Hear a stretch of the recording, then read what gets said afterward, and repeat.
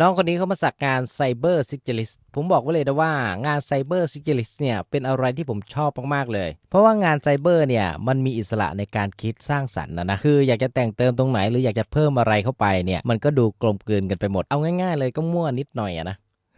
ผมก็ได้ถามน้องเขานะว่ารอยสักเนี่ยมันเป็นรอยสักที่เท่าไหร่แล้วผมมีปัญหากับรอเรือนะจริงๆผมน่าจะเกิดอยู่สุรินทร์น้องเขาบอกกับผมว่าน้องเขาจำไม่ได้เลยว่าสักมากี่รูปแล้วแต่ที่แน่ๆนะที่ใส่เสื้อแขนยาวมาเนี่ยคือน้องเขาสักเต็มแขนไปหมดแล้วเหลือแต่ขานะที่ยังว่างอยู่รอยสักนี้ก็คือรอยสักแรกของน้องเขาเลยที่ติดอยู่บนขาด้วยความที่น้องเขาหน้าตาดีนะผมก็เลยถามน้องเขาไปว่าใส่ครีมจาหรือเปล่าครับนี่